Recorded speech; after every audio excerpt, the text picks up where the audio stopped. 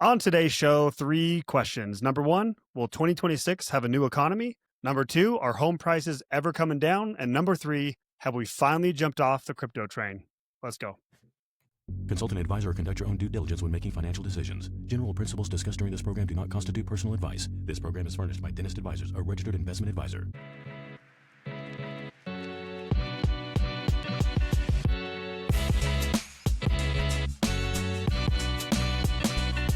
Welcome to Dentist Money's 2 cents, where we help dentists navigate all the noise. I'm Matt. I'm Jake. And I'm Rabih. Yeah, you are, Rabih. Okay, couple of things. We're going to start off with some announcements and call-outs. This is a new thing. I just decided to shoot from the hip here, but I have a list. Number 1, this is our final 2 cent show of the year. Rabih, do we want to talk about why this is the final 2 cent show of the year? Do you want to? Yeah, that's fine. There's kind of an underlying reason. So the obvious reason is that I'm getting surgery next week. I'm fine to talk about it. Getting surgery. No, I am not 40 yet. For Mike Baird, shout out. He's making fun of me. But I'm getting back or spine surgery next week. So that's fun. So I'll be out for the rest of the year. But the real reason, Rabih, is because I came to you and I said, hey man, I'll just be out. You guys take over for a few weeks. I'll be back first of the year. Hopefully we can jump back in. And Rabih, what did you say? We're never doing 2 cents without you. Matt, this is a compliment about you. Sweet. That's I know. beautiful. Yeah. But also there is a fact that if you're not there, this turns into a very boring lesson.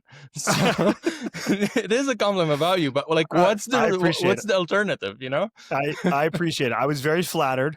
And Michelle, shout out to the one that makes all this happen, Michelle, who does all the editing and producing of this. I talked to her yesterday and she's like, you know what? I'm actually kind of happy you're taking a break.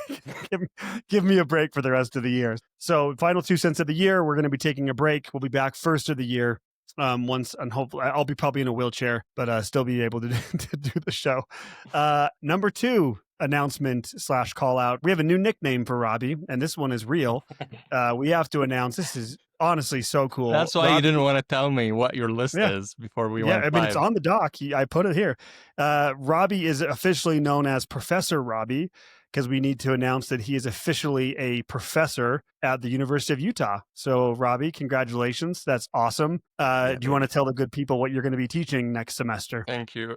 I'm going to be teaching business statistics because it seems there aren't enough people who are listening to my voice. So we're going to go out there, make sure the new generation actually knows how to do some proper math. Yeah, I like this. We were just talking about, Jake, how Gen Z is doomed on math scores. Hopefully Rabih can fix that. Hopefully Rabih can help. Rabih's coming to the rescue.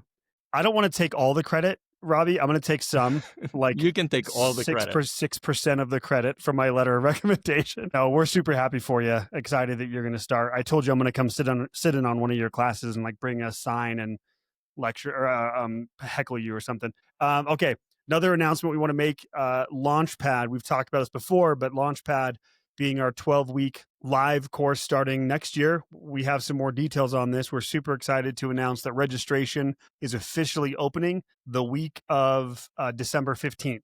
We're shooting for December 15th, but I was told to just say the week of December 15th. So registration will be available at that point where you can officially register and sign up. First class will be first week of February. So we're excited to have this going. So if you want more information now and get on the wait list, you can go to dentistadvisors.com/launchpad. Okay, 2 more. This wouldn't be a show if we did not, with Jake especially, for the end of the year, do our final S&P watch. Final S&P watch. I've been dreading this since you guys placed your bets and I started noticing that you're right. You were mad that we were going to be gloating. Yeah. Jake, you want to tell us where we're at on the S&P for the year? Year to date, it is up a little over 17% this year. Sometimes you just got it. Sometimes you have it, Rabih. You know what I mean? Pretty good mark year. I think this stemmed from Ben Carlson, someone we quote all the time on this podcast. He has the numbers, right? We always talk in the stock market about, an average 8 to 10% return, right? It's a long-term historical average of kind of where we anchor to. And I think we always anchor our predictions to that as well. And a lot of these bigger firms that do official predictions like Schwab or Fidelity or Chase, or, they'll put out their outlook for the year. It's happening right now for 2026. And it feels like people always congregate around these 5 or 6% or -5, or, somewhere around there is what they predict. But oftentimes, if you look at the averages for the S&P 500, the average up year is a 21% return, and the average down year is a -13% return. So when it's up big. When it's down Yes, which I think, I just don't know if people think about it in that terms. I think that's why, Matt, we kind of talked about it at the beginning of the year. Like, if we expect an up year, let's go big, like double digits. It's more than likely it's going to be a pretty big year. And that's why we kind of anchored to that. I just think it's a good like market principle where these like big upswings are more common and big downswings are more common than you think. We very rarely get like the 5 to 7% return years. Don't happen totally often. Well, and if you just look at data too, so the data shows, and this is what we quoted in that show when we talked about it. Part of it, we were just going off vibes, right? Let's be honest. We were just like, there's no way that it's going to continue this. It feels too doomsday for this to be real. Like, it was just counterintuitive. Like, this is not going to, this feels like a flash in the pan, which it ended up being. But we also quoted in that the actual data that supports back-to-back 20% years, which we had in 23 and 24, back-to-back 20% or more, the third year on average is up double digits, something like, I'm just going off the hip here, but it was something like 80% of the time. The third year is also up double digits. So I think we were just kind of going off of that, like the kind of the momentum of the market being like, this is going to end positively. So I feel pretty good about this one. Yes. I think by the end of the year, this is going to be where it is. We still have a month. Also, because Rabih's cheering against the market. Hey, we had a Trump we tried to start a trade war, and that couldn't even derail everything of in the middle of the year. It's true. It's also nice too when I say it's a good thing is because we like up market years. I mean, that means people are making money. It's a different thing. Like if you're predicting a down 15% year and it comes true, I think you feel a little bit bad. Like crap, it's never fun when markets go down and people lose money, and usually people lose jobs. It's kind of nice to be right about a positive thing that happened to people this year. Feels good. Yeah, it feels good. Rabih's cheering for a little Christmas flash crash, but do you guys have predictions for next year? No, but I will say my other prediction really quick. We'll hit that on the first of the year, but I also feel pretty good right now about my other prediction that I made this year. I might be going 3 for 3, guys. I called the Eagles last year. Jake and I both called the S&P this year. I also called the Chiefs not winning their division and possibly not making the playoffs. And I feel decent about that. You're there. Now. It feels like a lock. Yeah, I was the denier, right? I've always been, it's the Chiefs. They'll figure out a way. Yeah. I think they have to win out to even have a chance. They have to. Yeah. And they got Houston next. It's tough. It's tough. So we'll come out with our new sports predictions next year, but I feel pretty good back-to-back years. I'm like, you can go check it. Check the tape. Okay, last call out / announcement. He doesn't know I'm going to do this, but I am. We got to call Jake out. We're calling Jake out for his Thanksgiving take. And here's why. Here's why. What people don't know. You're shooting left and right at us today. I am. I love this. Final show of the year. Everyone's catching strays. Okay. But this actually, Jake, what you don't know is the team actually put me up to this. They said I have to call you out on this because we were talking. If you didn't listen, we did our Thanksgiving show last week and talked about dinner and our favorite dishes and all the stuff. And Jake kept calling himself a man of the people. And Jake kept saying, he kept agreeing, like, this is actually pretty reasonable. $5 a person. Like, that's pretty reasonable. I'm a man of the people. We need to stop spending money.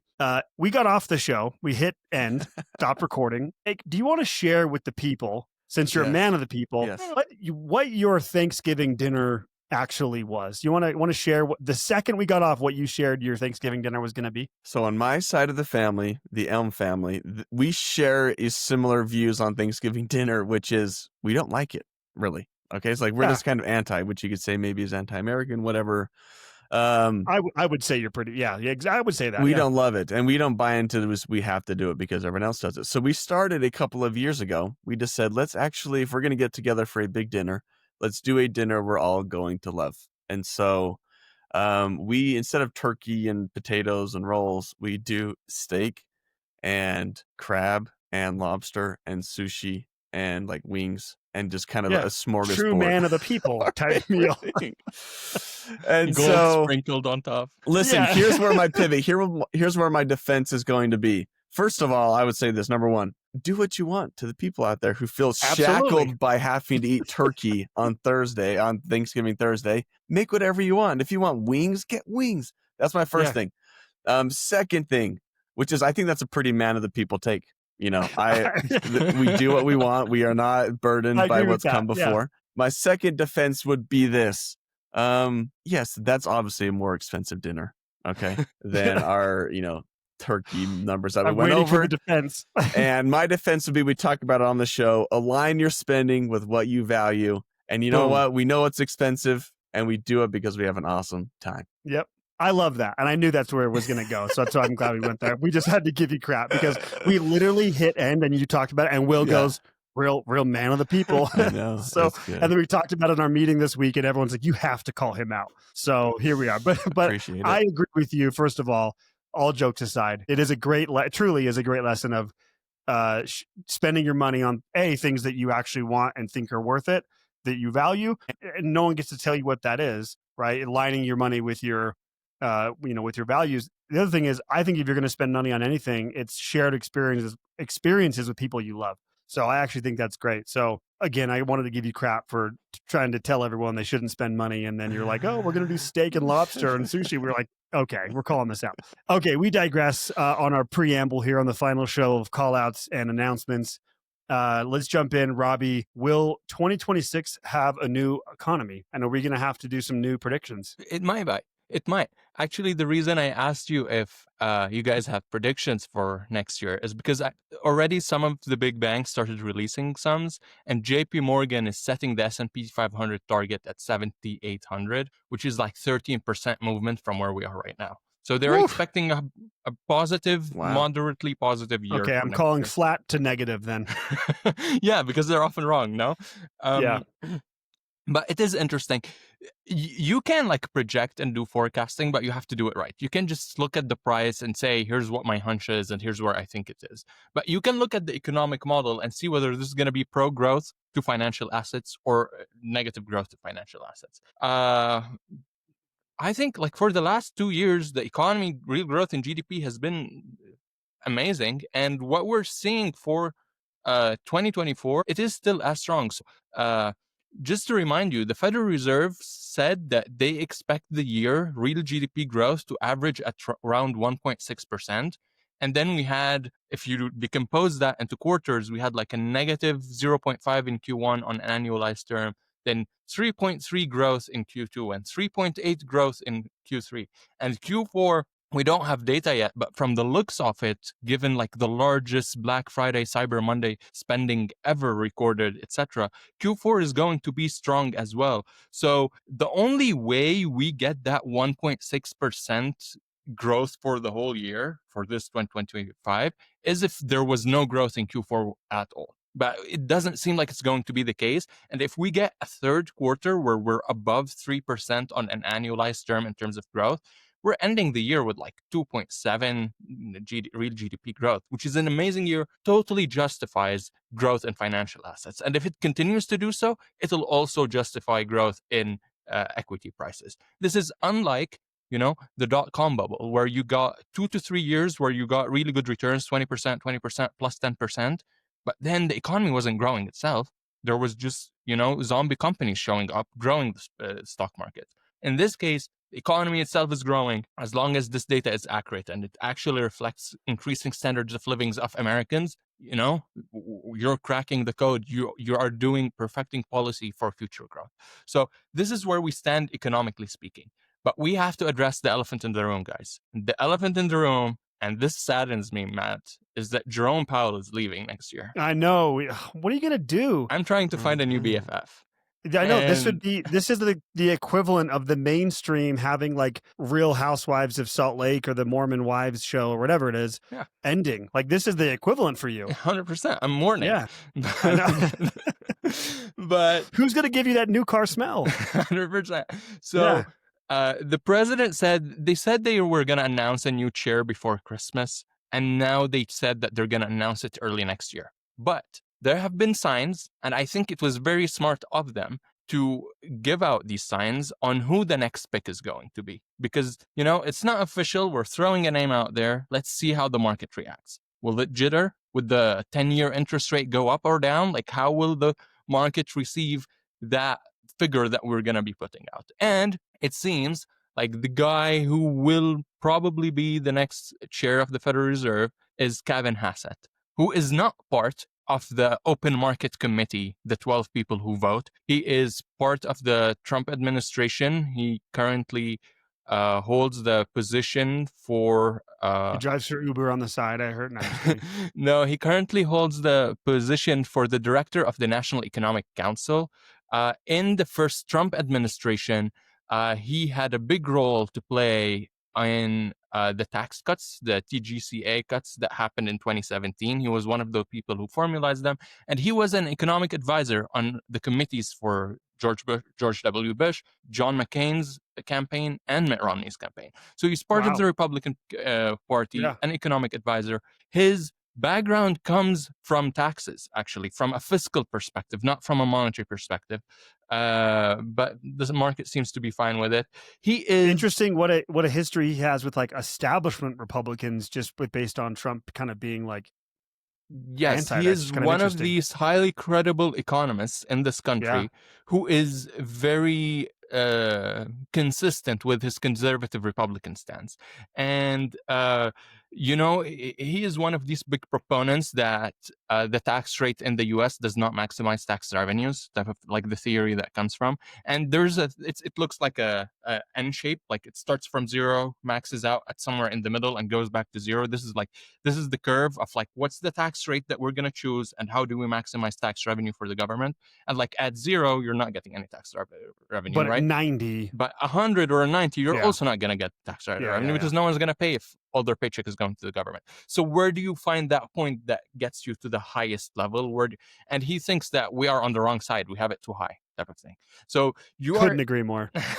So he is one of these economists. If you just adopt his philosophy on it, he is pro taxes, but only pro taxes that are growth stimulating. So where you're getting your taxes from, etc. How he'll marry fiscal policy with monetary policy is something for us to understand. But this is where he stands, and it seems like the market is fine with it. We do not know why the market's fine with it. Is it because it seems like Jerome Powell might not? He might. Usually, the norm is that once you finish your term as the chair, you just leave, but your term on the board remains. So he could just step down from the chair position and still be on the board. Still be on the board as a voting member, right? There's that possibility. One, Lisa Cook, he couldn't really fire her yet. The president couldn't fire her yet. They're in a legal battle. She's holding on her position. So if the interest rate decision coming forward is going to be based on the votes, it's not 100% sure that the administration has it in the bag, that they are going to be able to determine and dictate what the interest rates they want is going to be. And Hassett, if assigned, he would be one of these proponents for very much lower tax interest rates, like more than what we are pricing in and what more we are expecting. They didn't announce it, but now our newest source of information these days, betting markets, are assigning a 77% for him being the next guy, and the next person is 14%. So it's a very huge margin where he says... You're going to take that bet, Jake? You're going to bet on that? We need to have a whole episode on the poly markets that are just emerging. It's so interesting. Bet on everything. Yeah, it's crazy. It is so interesting. So we might be going in that direction. And what does this tell us is that from an economy perspective, the economy is still doing good, and we are expecting a new Federal Reserve that is tied to the president. We also need to know whether he's going to resign from his director of National Economic Council or whatever position, or hold both positions at the same time and, raise the issues of conflict of interest or Fed's independence. All of these are on the table to discuss. But what we can really draw insights on is that we're heading to a regime where interest rates are going to be lower regardless, and the focus is more on growth, even if that carries with it some inflation. So the new economy that we're talking on, we're fine with inflation as long as growth is really, really strong above the 2%. We'll see how that pans out. Here's where we stand. It's like, yes, stuff are going to keep getting expensive, but as long as you're making more money, you should not complain about it. That is where we're going to be. Jake, I know you got thoughts on this, but to that point, Rabih, specific growth, we've got to talk about. There's different aspects of that. Like, it seems like a lot of times Trump tries to reference a lot the stock market specifically as like an indicator of economic growth. I think probably because it's the most visible. It's like the most salient thing he can point to.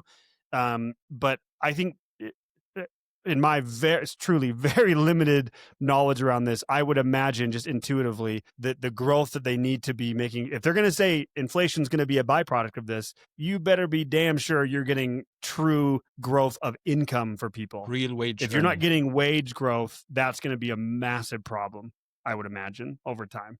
But also, we pointed out in this show before, people complain about inflation. It doesn't change it doesn't change how they actually behave. We just broke 3 records for spending already. We're just entering the holidays. So, Jake, let's get you in on this. I know you've got thoughts. Yes, because people are doing well off. I actually saw a graph the other day that showed like the share of households that are making above $150,000. This is as high as it's ever been, right? People are making more money. I still, man of the people talking here. I think we have a new nickname. We've got it. The professor, we got the man of the people. I don't like inflation. That's a very like down the middle take. I don't think anyone really likes inflation. Like if Rabih's saying, yes, maybe a little bit of inflation is fine if we can increase wage growth proportionally. I still prefer the opposite. Like I would be fine with more, wages just growing normally and inflation kind of in a normal, healthy range. I do think there are risks, right, Rabih? Next week, are they going to decide on a Fed? That's correct. A cut or a... On Wednesday, they're going to cut interest rates by a quarter basis point. It's kind of priced into the market now. They expect it. But also, we're going to receive the new summary of economic projections.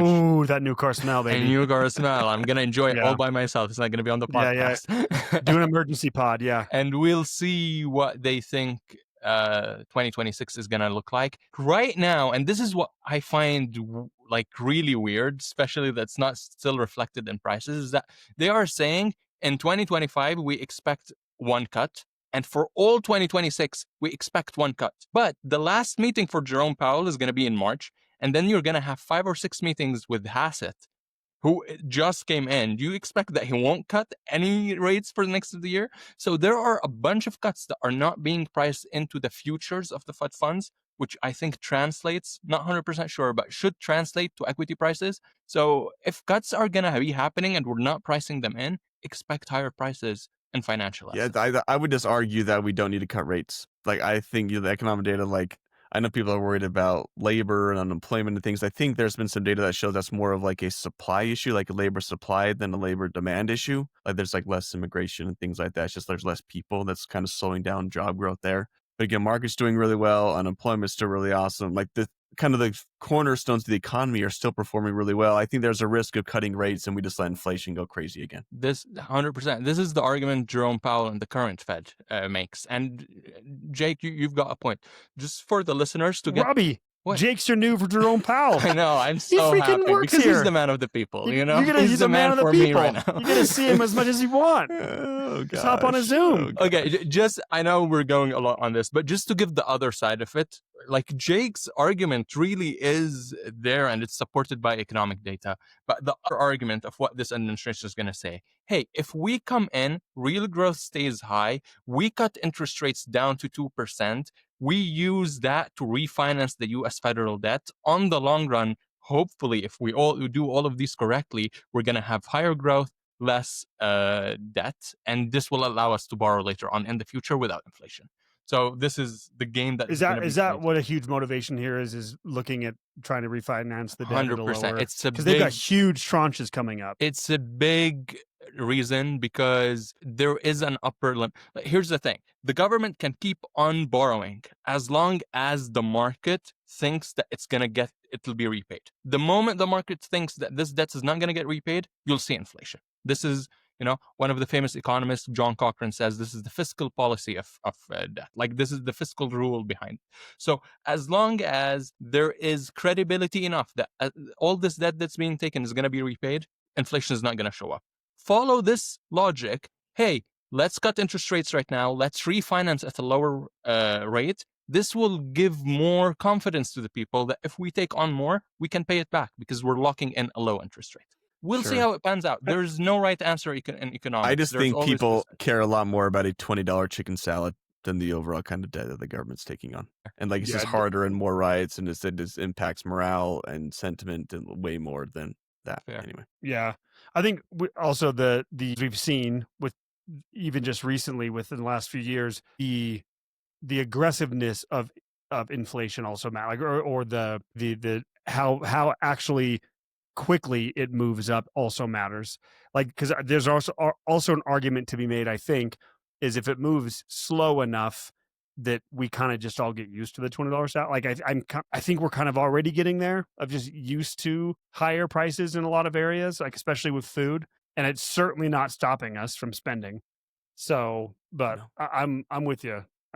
It's definitely something we got to be aware of, because I think everyone across the board hates inflation, as we've learned. All right. Anything else, Rabih? No, this is where we're standing. It's from the looks of it on the surface, it's going to be look good for financial assets. But what at the end game, what really determines whether it's good for financial assets or not, if it's also good to the economy. And we'll see how that pans out depending on policy. Can we also, there's might be like maybe a baby elephant in the room here as well. Like, you've already established the big one, but there's a baby one, I think, going into next year, which is pretty impactful midterm elections. Yes. On the different side of the government, but I think that's going to have a ripple effect on all of this as well, depending on the results of that. So you asked me earlier prediction of what's going to happen in the market. The only thing I would say is probably pretty safe is I wouldn't be shocked if there's quite a bit of volatility next year. With now, watch, it'll just be like the most smooth path, benign, smooth path. But anyway, that's big. I think that's big when it comes to news cycle and creating volatility as well, and the impacts there. So, okay. Anything else on that, Jake? Any other thoughts, No. Rabih? Okay. Let's jump to another topic that I think we've hit many times. I think this should be Jake's topic because he's a man of the people. People want to know about home prices and like what's going on. And the question being like, are home prices actually ever going to come down? You already referenced him earlier, Jake, but Ben Carlson, I don't know if he's a fan of the show, but we're a big fan of him. Yeah. We're a big fan of Animal Spirits. So he wrote an article just titled, Will home prices finally fall in 2026? Why I wanted to highlight this is there's some interesting data. And Rabih, you said you had some opinions on this. I wanted to get your take. So a couple of things. So according to Redfin, both home buyers and sellers are both backing off. Those are both falling, not aggressively, but slightly. Here's what's super interesting though. Also, according to Redfin, 37%, there are 37% more home sellers than buyers. So just on the surface, I would imagine that I don't think it's a huge leap to say, okay, well, that's a huge sign, basic supply and demand, that prices will possibly come down. Another data point here, this is from the Fed of St. Louis, the number of completed unsold new homes is on the rise. So inventories are actually up. Home builders can't sell homes. But home prices are going nowhere into data. They have not moved at all. They're still up. If we look at this kind of at the macro level, Ben Carlson shares some data. Over the last 76 years, there's only been 7 times out of 76 years that home prices have actually turned negative. And 2 of those 7 years, in 1990 and 1991, were basically flat. It was like a smidgen negative. So it's really only 5 years of true measurable negative prices on the real estate market. So I'm going to stop there. Get your, Rabih, you said before we started, like, I've got some thoughts on this. So let's start with you, Rabih. What is your overall opinions?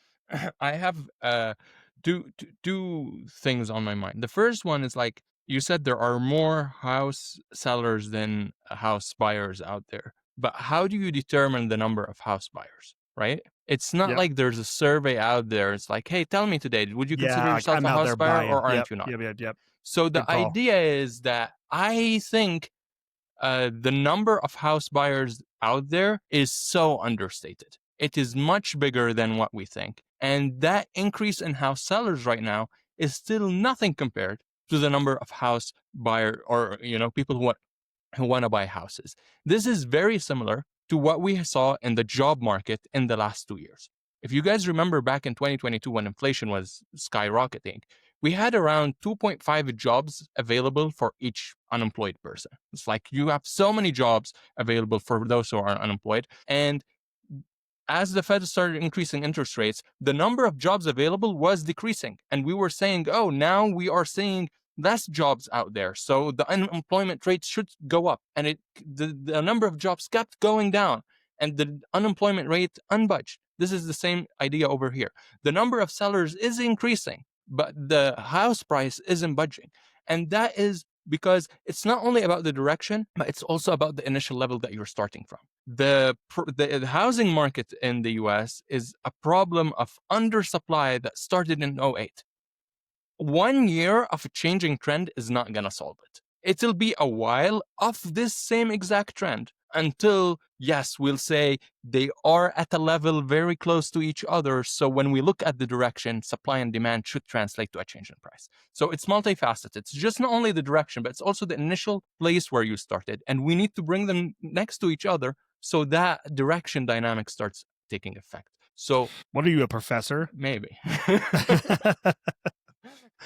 No, I think it's a totally fair point, and I could not agree more that the data does not actually or show in real time or real life truly how many buyers are out there. Because I agree, I don't know how to even define that, but it sounds like what you're saying is the prices reflect that there's more buyers out there than they're actually saying. Because if there weren't, it would be a true easy supply and demand issue. Prices would come down. Yeah, it's a fair point. Jake, let's get your thoughts on this. Yeah, I don't have a ton other than I would hope that this data that's suggesting a good buyer's market comes to fruition over the next handful of months or maybe year. I always feel bad for those people. We've talked about it many times where I think a lot of the angst about young people in our economy, it really just comes down to housing is kind of the biggest one. If you look at every other kind of aspect of the economy, things are pretty strong.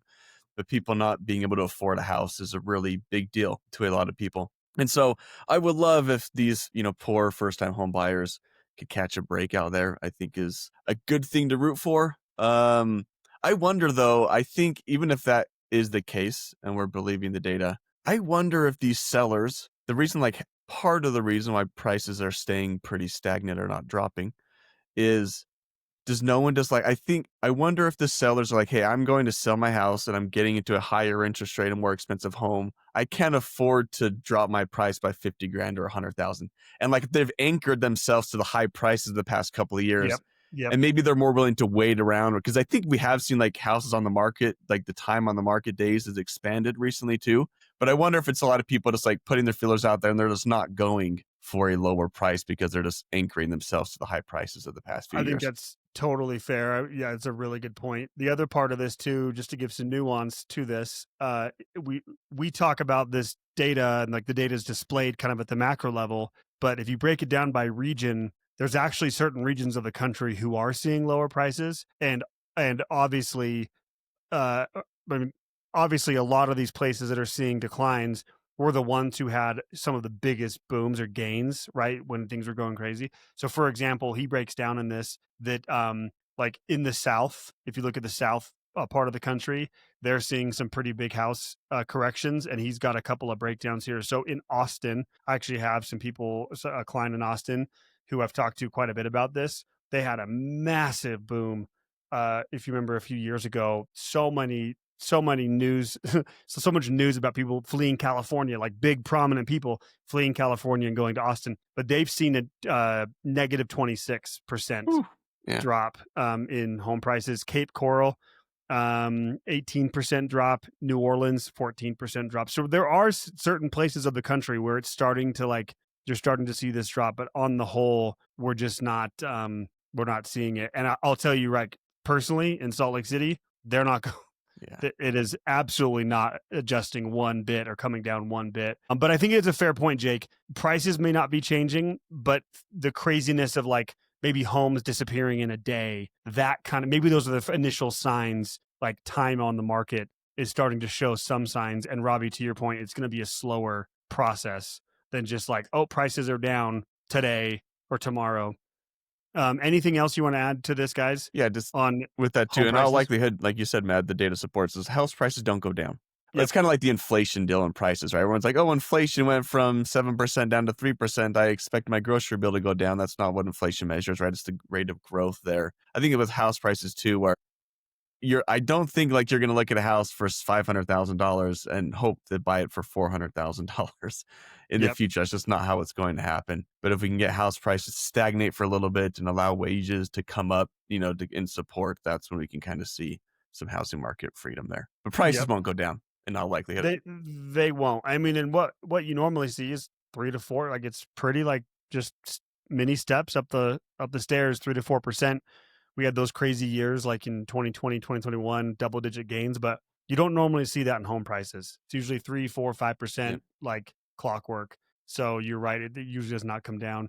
And I'm with Rabih. I think as a whole, it's pretty clear at this point, we still just have a massive shortage of homes for the population of people that want to buy them. And that's just a huge problem. So, okay, we'll move on. Final topic here.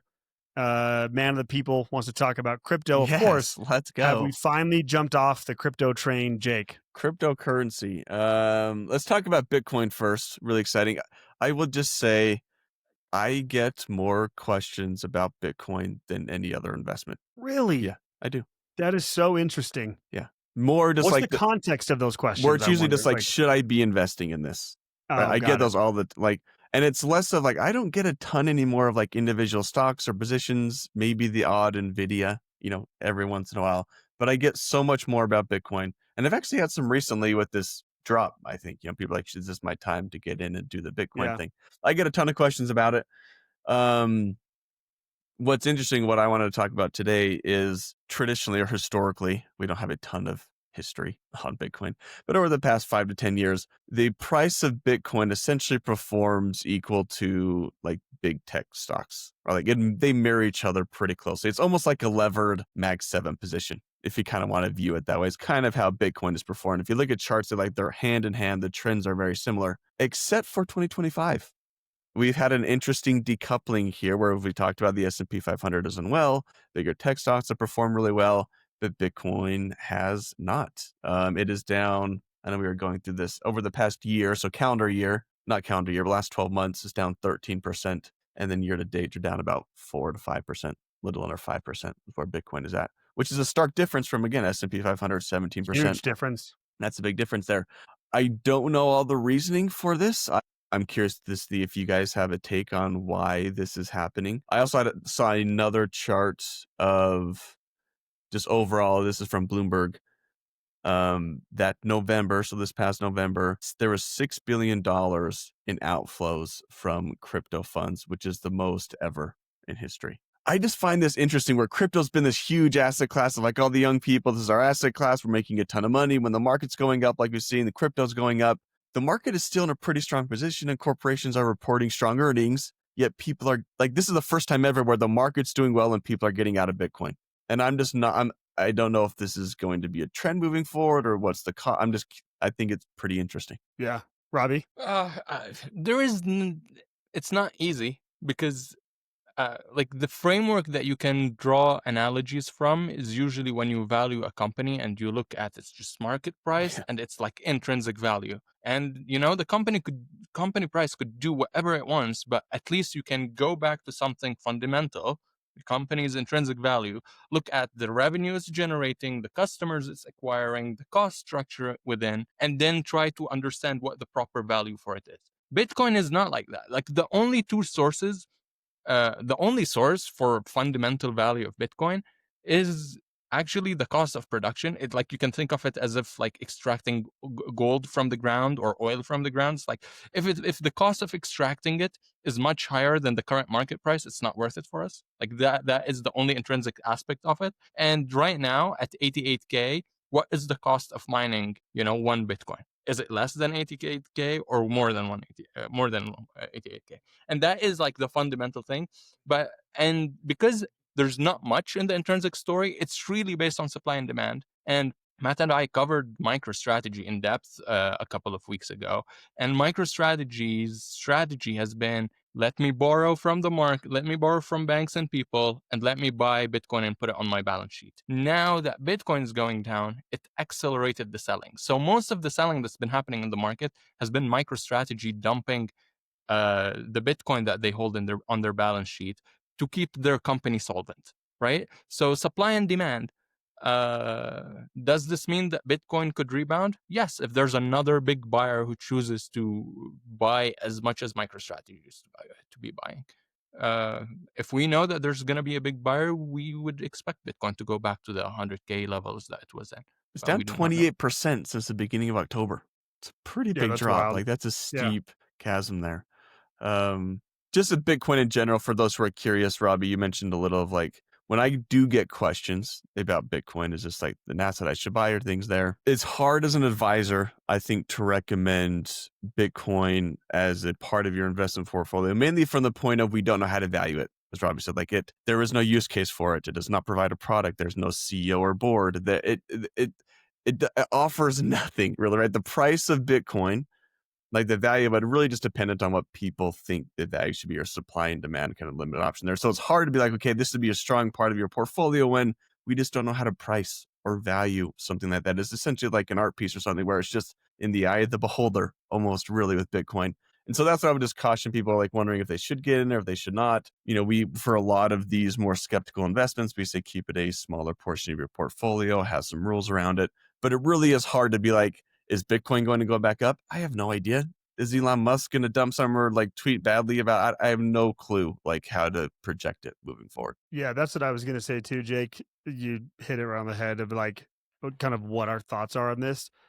When you have something that fits purely in the category of speculation, and like people talk a lot about how manipulated the market is, like the stock market. And I think there is some truth to that in regards to like in the sense of generally things that happen behind the scenes with different companies or whatever that can manipulate, or big asset companies have more control over moving prices than the individual investor. Like there's truth to like the general term of manipulation in the stock market, but that's all Bitcoin is.